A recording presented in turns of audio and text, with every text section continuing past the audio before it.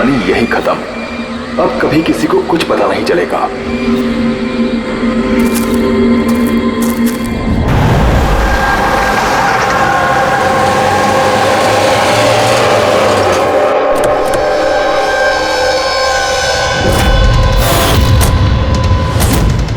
Guys hold on, हो क्या रहा है? कोई मुझे बताएगा?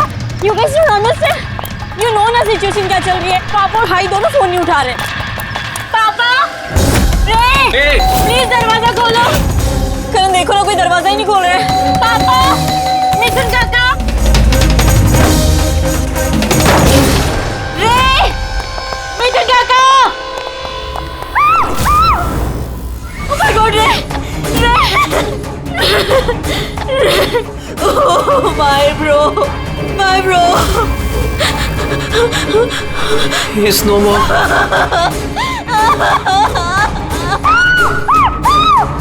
मिथुन काका,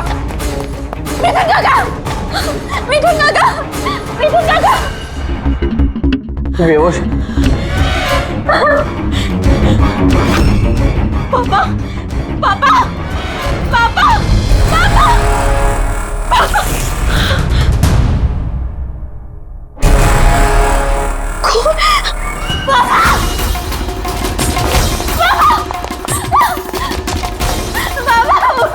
देखो ना जरा पापा को क्या। शीतल अंकल सीधा। प्लीज प्लीज जल्दी डॉक्टर को बुलाओ करो। काम करने जाओ। आरा, पापा, आरा। अंकल डोंट एम्बुलेंस को कॉल करो। एम्बुलेंस को कॉल करो अर्जेंट। शीतल, जब तुम वहाँ खंडाला में थी तब ये सब हुआ? हाँ जी सर, एक्चुअली वहाँ हमारी प्रॉपर्टी को लेके कुछ प्रॉब्लम्स चल रही थी, इसीलिए मैं और करण वहाँ गए थे। करण? जी, ही इज माय लॉयर। अच्छा। सर वो लैंड शीतल के नाम पे थी, इसलिए उसे वहाँ होना ही था। ये सर, बहुत इंपॉर्टेंट मीटिंग थी। आप? शीज तारा, माय असिस्टेंट। हाँ तो शीतल, जब तुम खंडाला में जा रही थी तब घर पर सिर्फ तुम्हारे पिताजी कल्याण जी और तुम्हारा भाई रे और ये मिथुन था, है ना? हाँ सर, एक्चुअली करीब 8 साल पहले एक एक्सीडेंट हुआ था जिसमें पापा की आईसाइट चली गई। पापा देख नहीं सकते और मिथुन काका उनका अकेले ध्यान नहीं रख पाएंगे, इसलिए रे वो यहीं रुक गया। मुझे उन दोनों को अकेले छोड़ना ही नहीं चाहिए था।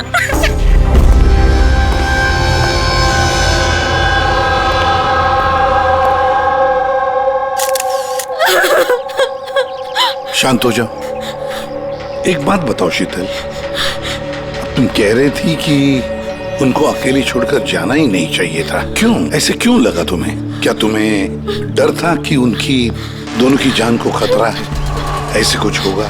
नहीं सर, पर इतना जरूर पता था कि रेकी उसके फ्रेंड्स के साथ ना कोई बड़ी प्रॉब्लम चल रही थी। फ्रेंड्स के साथ? और वो लोग एक दूसरे को ब्लैकमेल कर रहे थे किसी चीज को लेके।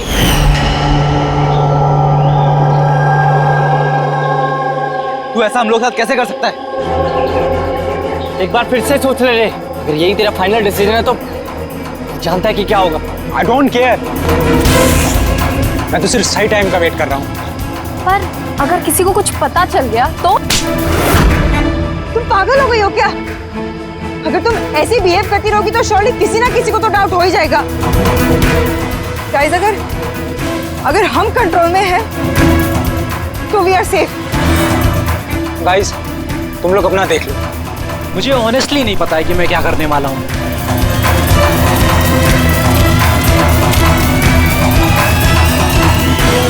मुझे रे पे बिल्कुल भरोसा नहीं है।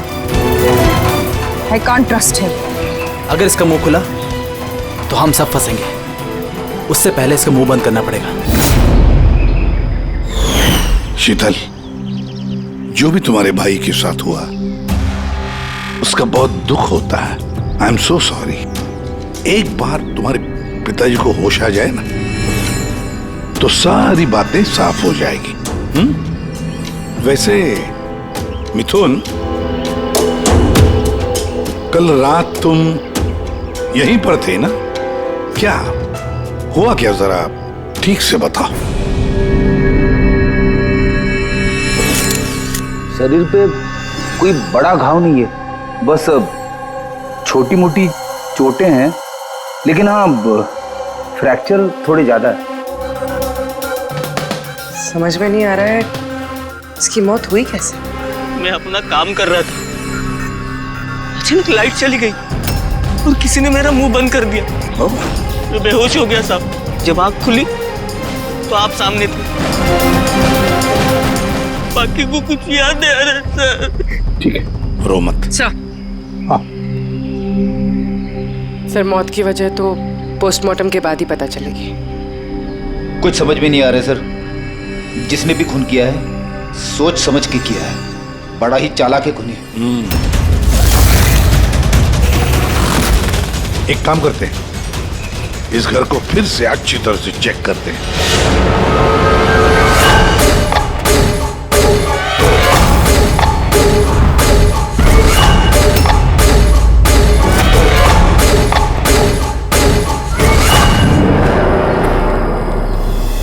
ग्लास तोड़कर अंदर घुसा है घर के अंदर।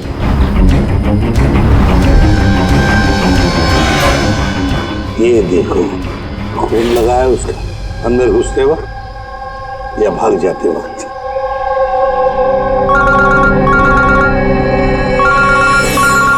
हेलो, एसीपी प्रतिमा। अच्छा, कल्याण जी को होश आ गया?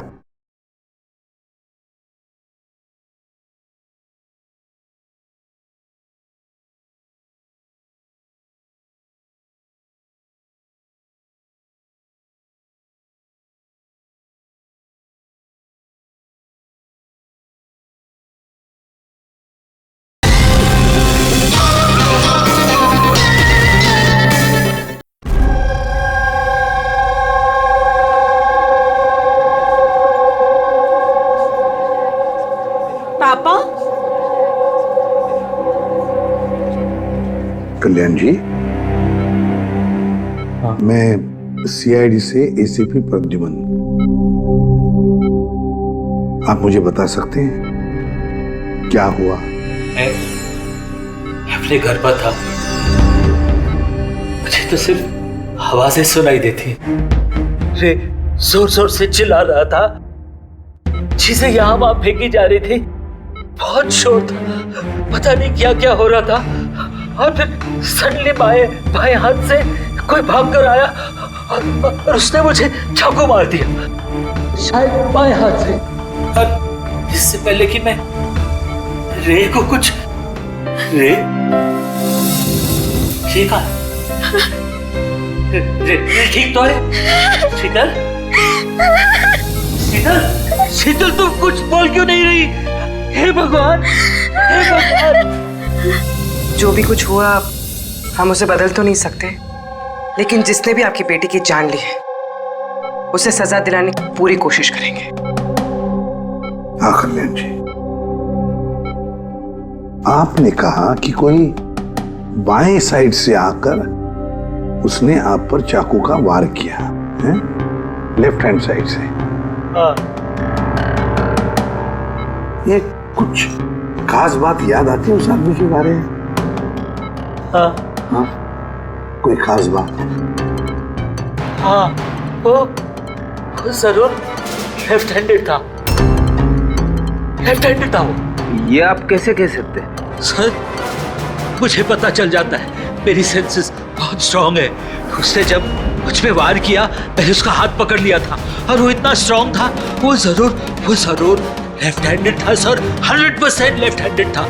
तो क्या डॉक्टर साहब, ये जो जख्म है इनके शरीर पर, वो वाकई किसी खब्बू आदमी ने बनाया? यस सर, घाव के निशानों के हिसाब से यही लगता है। चलो सर, कुछ तो सुराग लगा। हाँ, ये चारों के चारों दोस्त रे को धमका रहे थे। गड़बड़ है, कुछ न कुछ तो गड़बड़ जरूर है इन चारों में। तनिषा, अंकिता, विवान और सैम। उठाओ इन चारों को, उठाओ।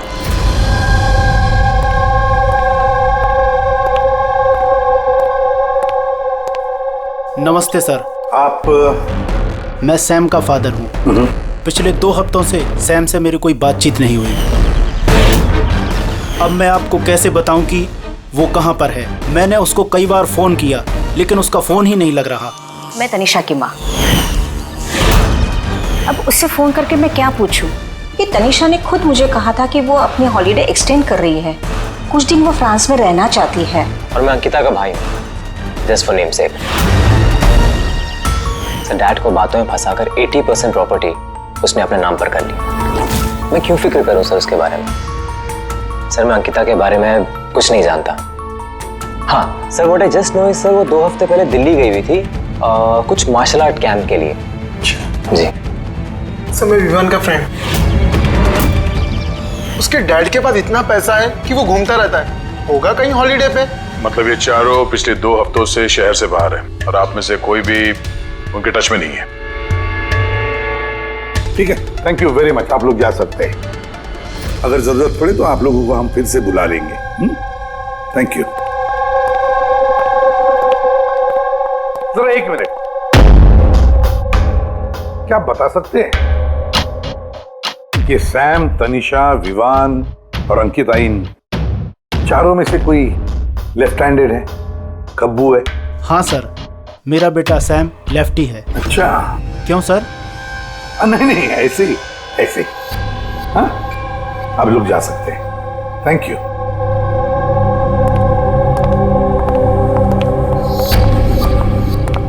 सर कहीं ऐसा तो नहीं कि इन चारों ने मिलके रे को मार दिया हो सकता है सर, और उसी डर की वजह से ये चारों कहीं ना कहीं जाके छुप के बैठे होंगे।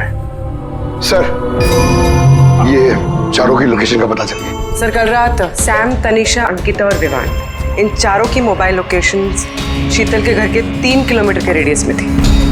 सैम, तनिषा, अंकिता, विवान, रे, उन पांचों में कोई एक राज छुपा हुआ है।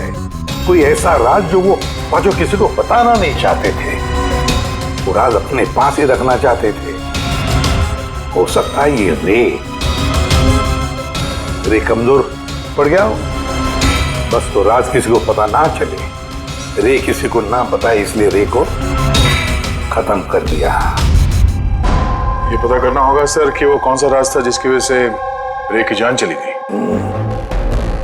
सर एक बात समझ में नहीं आ रही है, ये चारों फरार क्यों हो गए? इन्हें तो खून करते हुए किसी ने देखा ही नहीं। एग्जैक्टली, लाइट चली गई थी सर, और वो कल्याण जी देख नहीं सकते थे और नौकर मिथुन बेहोश पड़ा था, तो वहां से भागकर कोई शक अपने ऊपर ओढ़ के क्यों लेगा? सर पता नहीं क्यों ऐसा लगता है कुछ मिसिंग है। सर ट्रेस करना शुरू करते हैं सर। अगर ये शहर से बाहर गए हैं तो किसी railway station, airport, bus station, hotel में तो गए होंगे, तो उनके क्रेडिट कार्ड और डेबिट कार्ड के डिटेल्स निकलवाते हैं। कहीं से भी हो, जहां से भी हो, इन चारों के लोकेशन के बारे में हमें इंफॉर्मेशन चाहिए जल्द से जल्द। अब बोल सारूं क्या?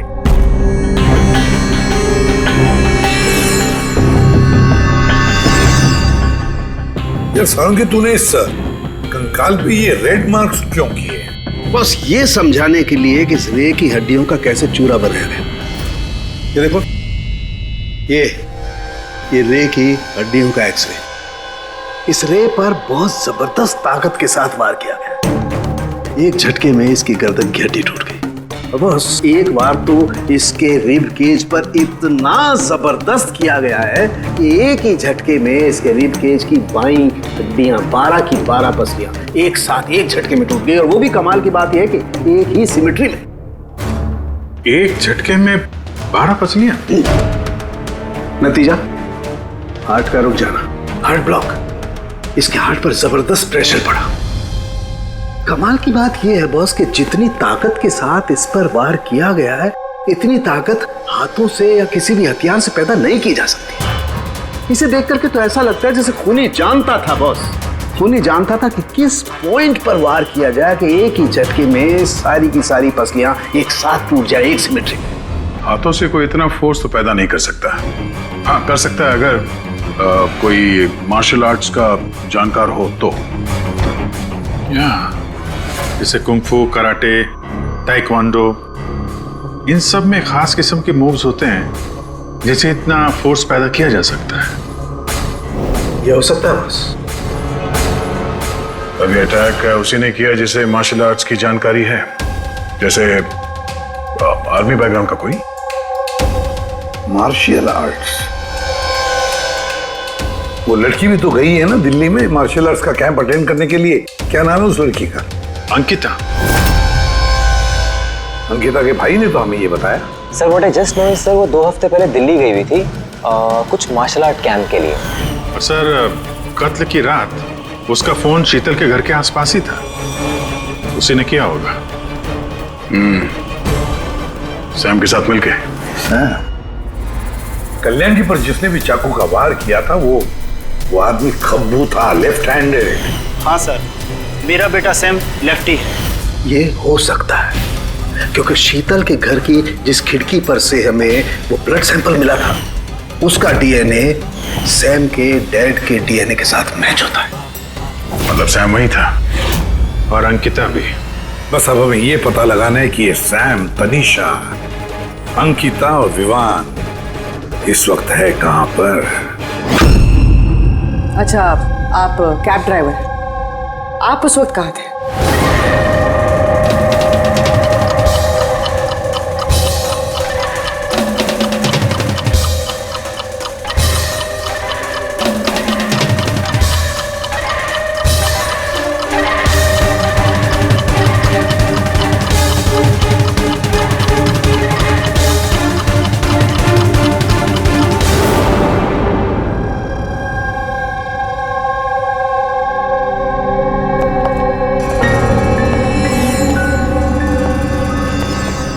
क्या हुआ? सर, सैम एक टूरिस्ट टैक्सी लेकर पूना चला गया। टैक्सी ने जहाँ उसे ड्रॉप किया उसका एड्रेस थोड़ी देर में मिल जाएगा। सर, पिछले 24 घंटे में ये तनीषा ने पंचगनी में अपना एटीएम कार्ड 3 बार यूज किया सर। ये अंकिता तो बड़ी अजीब है। दिसंबर 2017 में इसने बोरिवली के ज्वाला डी मार्केट से 5 सिम कार्ड खरीदे थे। हाँ सर, ये वही जगह है जहाँ पे यूज सिम कार्ड मिलते हैं। और सर ये सब के सब 10 दिसंबर 2017 को महाबलेश्वर गए थे और 14 दिसंबर को लौटे। सर इन्हें लग रहा था कि इन्हें कोई पकड़ेगा नहीं, लेकिन इनसे एक गलती हो गई।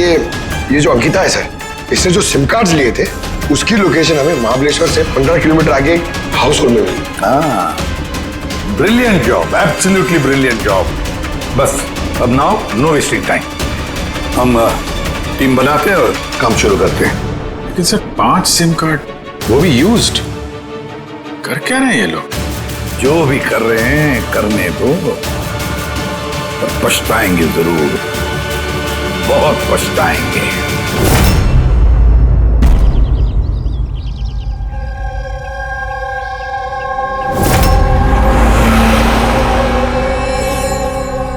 किसका फोन है? किसी विवान का है। विवान का कैसे हो सकता है? तुमने ठीक से सुना ना? अब उसने विवान कहा तो विवान ही होगा, मुझे क्या पता। आप बात करो। हेलो, कौन बोल रहा है? दूर। मैंने बोला था कि आज के बाद हम कांटेक्ट में नहीं आएंगे, तो कॉल क्यों किया? और तुझे पता कैसे चल रहा कि मैं यहाँ हूं? ओके, तो वहीं रुक, मैं आ रहा हूं।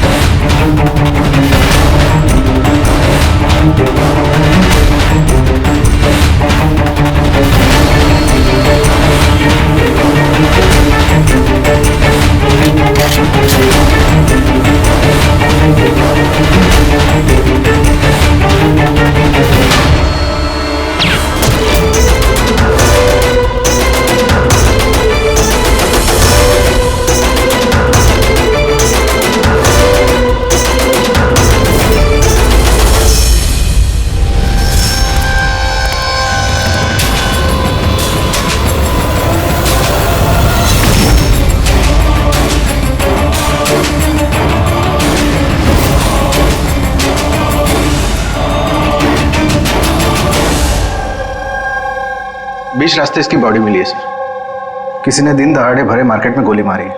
लॉन्ग डिस्टेंस शॉट था, ऑब्वियसली स्नाइपर होगा। स्नाइपर लॉन्ग डिस्टेंस से गोली चलाई, मतलब किसी को पता भी नहीं चला होगा कि गोली चली कहां से और फिर गोली चलाई किसने।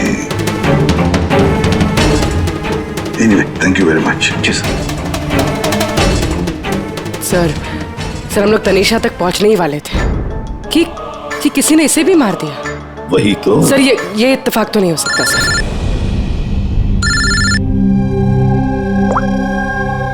हेलो, क्या? ठीक है। क्या हुआ? सर, पुणे पुलिस स्टेशन से फोन था, किसी ने सैम को मार दिया। What? Oh my God. Sir, वो जिस लॉज में रुका था उसी लॉज के पास। सर, ये जरूर विवान और अंकिता का ही काम है। ये कोई सीक्रेट है जिसे छुपाने के चक्कर में ये लोग आपस में एक दूसरे का खून कर रहे हैं। अपनी जो भी है उसे पता कैसे चलता है कि हम किसके पास जाने वाले हैं? 4 में से 2 बच गए हैं, विवान और अंकिता।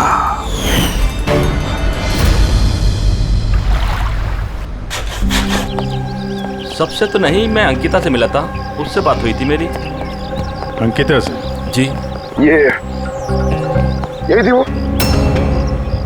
हाँ, ये वही लड़की है, इसी ने मुझे पेमेंट दिया था, 2 दिन के 20,000 रुपए। 2 दिन के 20,000 वो मान गए?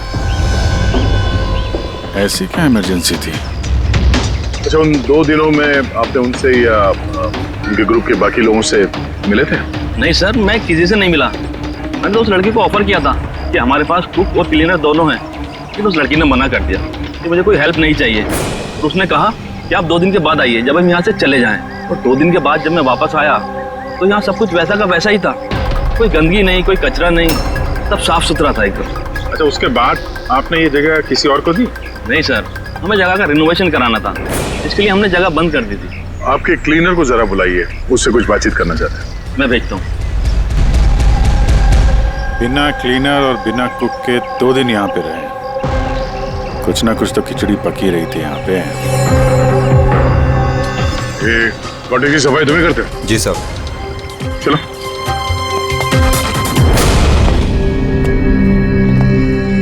अच्छा, जब वो 5 लोग यहाँ से गए, उसके बाद जब तुमने यहाँ की साफ सफाई की तो कुछ मिला इधर उधर या कुछ अजीब लगा तुम्हें? नहीं सर, वो लोग तो बहुत अच्छे थे, जाने से पहले पूरी जगह को एकदम चकाचक साफ करके गए। पता नहीं कौन सा साबुन, क्या डिटर्जेंट यूज किया, पूरा घर चमका दिया था। वाह, हाँ, सफाई हो रही है। ये कौन सा डिटर्जेंट है मैडम जी? अरे कुछ नहीं, वो रात को पार्टी हुई थी ना तो ज्यादा गंदा हो गया है। तुम जाओ, हम कर लेंगे। बस, साफ करके जाओ। एक मिनट। ये लो, ये लेके जाओ। हाँ, जाओ।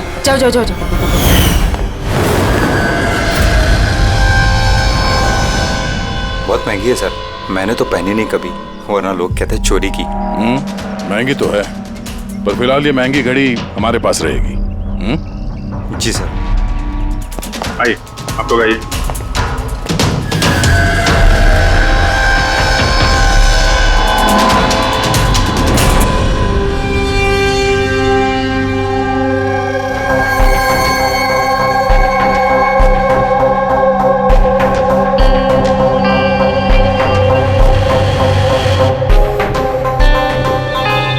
सर, सैम, तनीषा और रे तीनों का तो मर्डर हो गया है।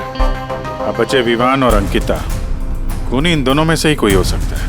ये विवान ही होगा, उसी ने सैम को फोन करके लॉज के बाहर बुलाया था। तो जो भी हो, उसे पता कैसे चलता है कि हम कहाँ जाने वाले हैं? और जब भी हम वहां पहुंचते हैं तो उससे पहले ही वो वहां पहुंचकर फोन करके निकल जाता है। सैम किस लॉज में ठहरा है और तनीषा रोड पर कहाँ मिलेगी, ये सारी इंफॉर्मेशन तो हमारे पास थी ना, उन तक कैसे पहुंची? सर, शायद वो लोग एक दूसरे के कांटेक्ट में हो। नहीं पूर्वी, बिल्कुल नहीं, क्योंकि लॉज के मालिक ने बताया कि सैम को जब विवान का फोन आया तो सैम को झटका लग गया। मैंने बोला था कि आज के बाद हम कांटेक्ट में नहीं आएंगे। कॉल क्यों किया? बॉस, क्राइम सीन पर ये जो शोपीस मिला है, इस पर ऑक्सीजन प्रोड्यूसिंग डिटर्जेंट मिला है। इसे ऑक्सीजन प्रोड्यूसिंग डिटर्जेंट से साफ किया गया है। ये क्या है? फ्रेडी, एक ऐसा डिटर्जेंट होता है जिससे सारे के सारे एविडेंस एकदम साफ किए जा सकते हैं, खून के निशान तक। हमें कोई डीएनए नहीं मिल सकता। मतलब सर ये हॉलिडे होम में खून हुआ था? एग्जैक्टली। पर हाँ, ये घड़ी, इस पर अलग अलग लोगों की उंगलियों के निशान तो हैं ही, साथ ही इस पे मुझे किसी का डीएनए भी मिला है। तो शायद रे इसी खून का पर्दाफाश करने वाला होगा। पूर्व एक काम करो, ब्यूरो में जाओ, खून की रिपोर्ट्स चेक करो, मिसिंग पर्सन्स की रिपोर्ट्स चेक करो, देखो किसी भी रिपोर्ट में इस घड़ी का जिक्र किया है क्या। यार इन 5 में से बचे हैं 2, विवान और अंकिता। अगर खूनी विवान या अंकिता को कांटेक्ट करना चाहे तो फिर वो जो 5 यूज्ड सिम कार्ड्स है ना, वो इनके पास होंगे। उन्हीं में से किसी नंबर पर वो फोन करेगा, है ना? वो नंबर ट्रैक करते हैं। सर, तनीषा का खून हुआ पंचगनी में, सैम का खून हुआ पुणे में। दोनों जगहें 100 किलोमीटर दूर, जबकि खून हुए सेम टाइम पे। और एक ही टाइम पे कोई 2 जगहों पे कैसे हो सकता है सर? कोई तो है जो इस प्लान में शामिल है। मान लिया दया कि कोई और है इस खूनी के साथ। एक बार ये विवान और अंकिता हमारे पंजे में आ जाए ना, तब सारे सवालों का जवाब मिल जाएगा। एक काम करो अभिजीत, साइबर डिवीजन से एक हैकर को बुला दो।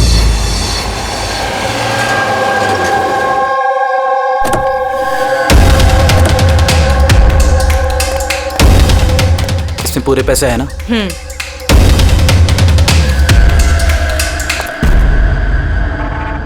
एक मिसिंग रिपोर्ट तो दर्ज हुई है जिसमें इस घड़ी के बारे में लिखा हुआ है। कोई रणधीर कुमार नाम का एनआरआई था।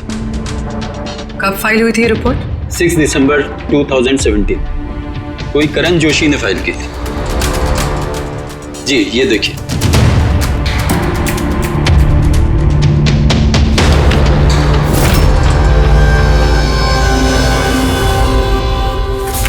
Thank you.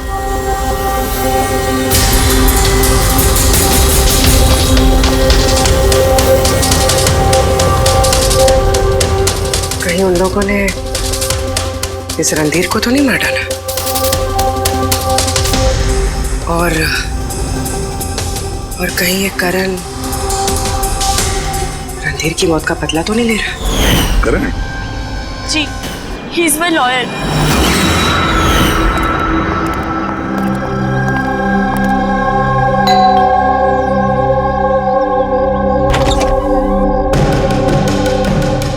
Good to see you.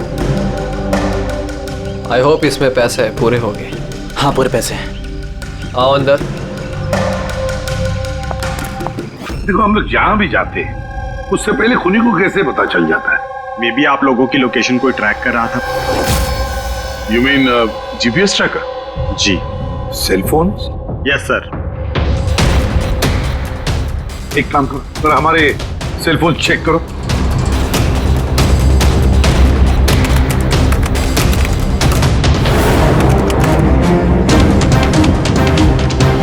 तुमने पैसे मांगे थे, हम लेकर आए हैं। अब वो एविडेंस दो और सब खत्म करो। खत्म करूं? जैसे तुम लोगों ने रणधीर को खत्म किया था। करण, हमें सबूत दो। देता हूं, लेकिन उससे पहले मैं तुम्हें किसी से मिलाना चाहता हूं। कौन? बुलाता हूं।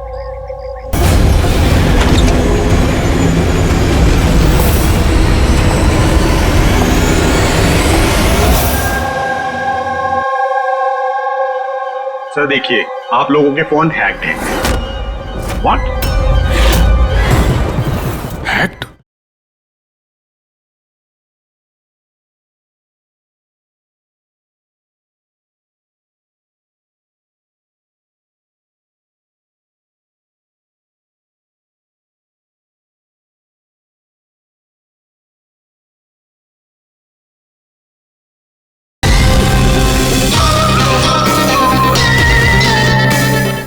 पर कैसे?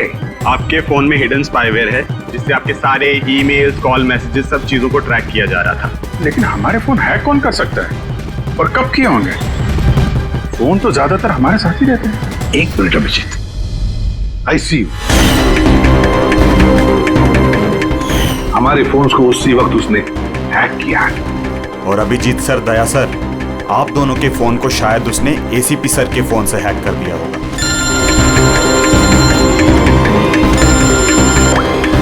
अबुल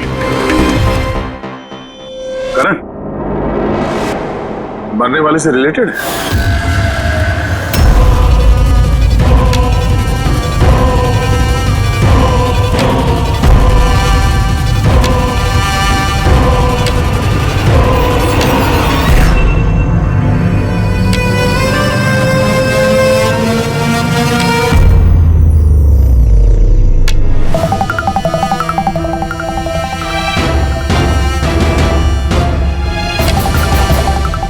जो सजा रणधीर तुम लोगों को देने वाला था, अब हम तुम्हें देंगे। जैसे सैम,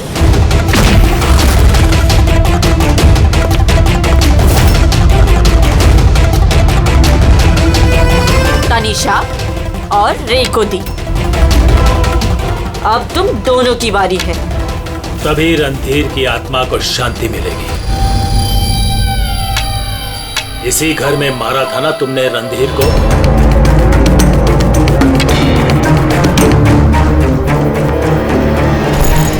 करण,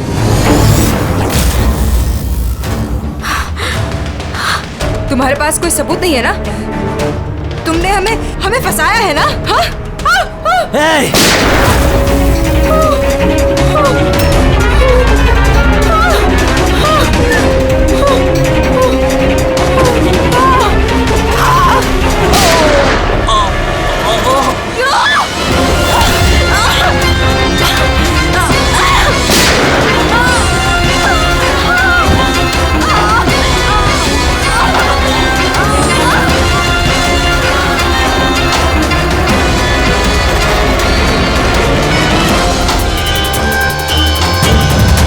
तुम्हें क्या मालूम?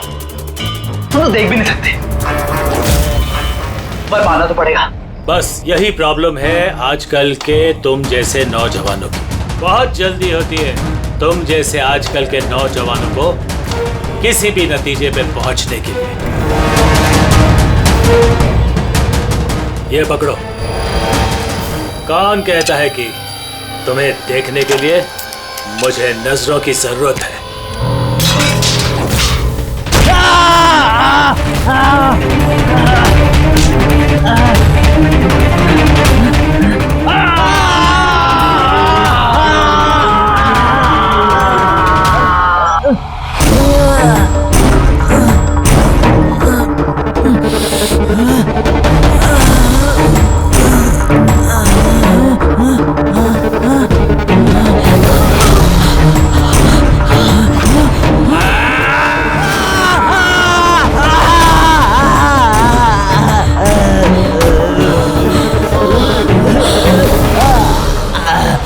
शीतल बेटा, तुम ठीक तो?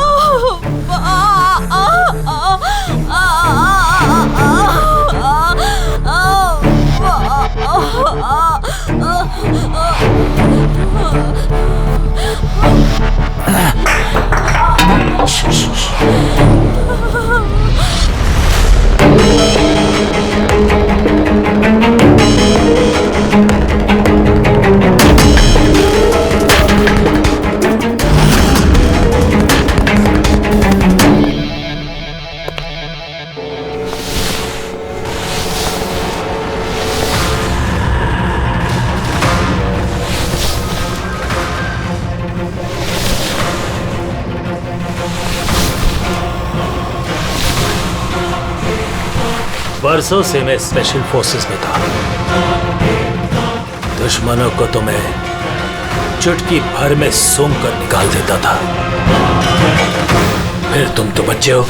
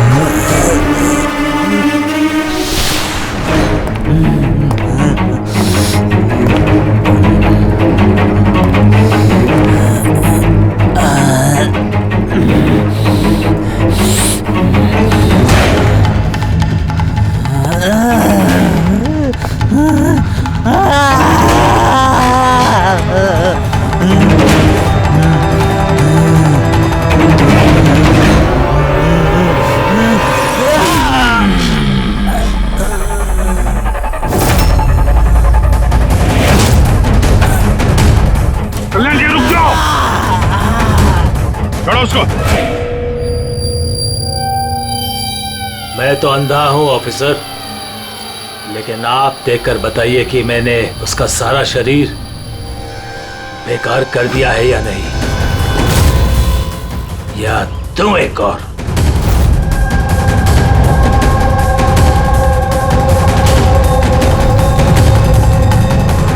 शीतल, रणधीर तुम्हारा भाई था और कल्याण जी रणधीर तुम्हारा बेटा है ना। और ये सब करने के लिए तुमने सीआईडी का इस्तेमाल किया, क्यों? सही समझा आपने। रणधीर शीतल का भाई था और मेरा बेटा। यानी रे का भाई? नहीं, रे मेरा बेटा नहीं था, उसे तो सिर्फ मैंने इस्तेमाल किया था। हमें गुमराह करने के लिए, ताकि हम विवान, अंकिता और सैम तनीषा के पीछे लग जाए और उन्हें सजा दिलवाए, ताकि आपका बदला पूरा हो सके। हम उसे मारना नहीं चाहते थे। रणधीर एक्सचेंज प्रोग्राम का स्टूडेंट था, एकदम सीधा लेकिन बहुत पैसे वाला। अंकिता हमेशा से ही एक हाई फाई लाइफ जीना चाहती थी। उसी ने ये प्लान बनाया और रणधीर को किडनैप करके उससे पैसे मांगने। कितना रैंसम मांगा था तुम लोगों ने? 5 करोड़। फिर भी मार दिया तुमने उसे। रणधीर भाग रहा था, अंकिता को गुस्सा आया और उस 1 सेकंड के नॉनसेंसपन में उसने उसे मार दिया। और हम सब घबरा गए, कुछ समझ नहीं आई कि क्या करें। तो उसकी बॉडी लेकर हमने लेक में डाल दिया।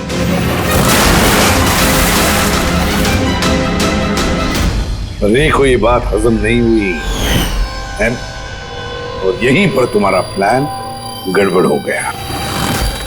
सर, वो रणधीर की इंडिया में सारी रिस्पॉन्सिबिलिटी मेरी थी। कल्याण अंकल और शीतल तो न्यूयॉर्क में थे, लेकिन रणधीर का केयरटेकर मैं यहाँ था। इन लोगों को पैसा देने के बाद भी इन्होंने रणधीर को नहीं छोड़ा, मार दिया। तो मैं घबरा गया, मुझे कुछ समझ नहीं आया। फिर एक दिन रे का कॉल आया। मुझे बिलीव नहीं हो रहा है कि हमने उसको। I'm sorry uncle. कुछ नहीं होगा तुम्हें, तुम सिर्फ हमें बता दो कि बाकी के दोस्त लोग कहाँ हैं। अंकल वो सब बाहर चले गए जब तक कि रणधीर का केस सॉल्व नहीं हो जाएगा ना। अंकल वो वापस नहीं आएंगे। कहाँ है वो? मुझे उस बारे में कुछ भी नहीं पता। रे तो हमारे पास था ही, बस उन चारों को पकड़ना था, और ये काम हम अकेले नहीं कर सकते थे। तो इसीलिए तुमने हमारा इस्तेमाल किया, क्यों? रे से सारी इंफॉर्मेशन निकालने के बाद तुम लोगों ने उसे एक दर्दनाक मौत दी, ताकि हम लोग वो केस इन्वेस्टिगेट करें और ये सारी कहानी निकल के सामने आए। साथ में हमें सारे एविडेंसेस दे दिए, उन चारों के मोबाइल नंबर्स, और सैम जिस पैथोलॉजी लैब में काम करता था वहां से उसके ब्लड सैंपल मंगवा दिया। हम सबके फोन्स हैक किए। काफी अच्छी प्लानिंग थी। लेकिन एक बात भूल गए तुम, सजा देने का काम तुम्हारा नहीं, कानून का है। रणधीर की मौत का बदला तो तुमने ले लिया, लेकिन सजा अपने आप को दी है, अपने आप को।